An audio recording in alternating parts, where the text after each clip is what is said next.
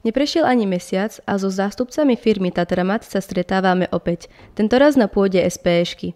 Manažér marketingu, pán Peter Slavkovský, si pre našich druhákov a tretiakov pripravil zaujímavú prednášku. Dnešného infodní išlo hlavne o to približiť Tatramat z Plaštibel Elektron spoločnosti žiakom, keďže rozbehujeme širšiu spoluprácu s vašou školou, tak vlastne chceme, aby tí žiaci vedeli, o čo sa jedná, aké firmy sme, čo sme, kto sme, odkiaľ sme prišli, čo vyrábame a prakticky, aby si vedeli predstaviť aj to, čo môže tá ďalšia spolupráca s nami obnášať. Z prezentácie sme sa dozvedeli niečo nové o výrobnom portfóliu firmy, ale aj o nových trendoch v oblasti ohrievačov vody, elektrického vykurovania, klimatizácie a rekuperácie.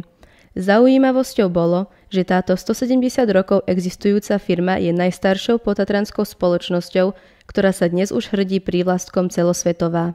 Výrobky Tatramatu nájdete nielen na trhoch v okolitých krajinách, ale aj v Nemecku, Švajčiarsku, Rusku, Bulharsku či v ďalekej Amerike a Indonézii. Dnešná prezentácia bola pre mňa veľmi zaujímavá, keďže sa jedná o tému, ktorá sa týka aj nás ako môjho odboru, ako elektrikára. Dozvedel som sa celkom zaujímavé veci a je to hlavne zaujímavé, pretože Tatramat je tu v Matejovciach a je to celkom zaujímavá veľká firma. Kvôli tomu, že by som sa mohol vedieť uplatniť aj na trhu práce s touto firmou a ďalej pokračovať v rozvoje svojej kariéry. Si elektrikár, vedel by si predstaviť prácu v takejto firme?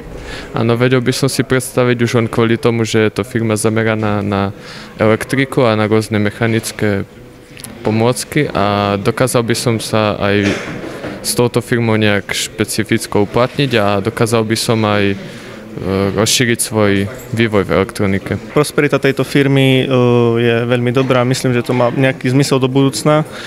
Páči sa mi možnosť vzdelávať sa ďalej. Prostredníctvom tejto firmy je tam možnosť kariérneho postupu a spolupráca s mnohými štátmi a inými krajinami, takže áno, myslím, že táto firma má veľmi dobrú prosperitu aj pre mladých ľudí, ako sme my. Dnešný deň hodnotím veľmi pozitívne. Žiaci boli milí, boli aktívni sa zapájali do diskusie, čiže som bol príjemne prekvapený tým a taktiež som bol príjemne prekvapený aj úrovňových vedomostí v týchto odboroch, čo sa týka vykurovania, čo sa týka ohrevu vody.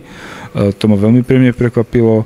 Taktiež sa našli aj pár aktívnych jedincov, ktorí vlastne aktívne vyhľadali ďalej diskusiu, čiže hodnotím to veľmi pozitívne.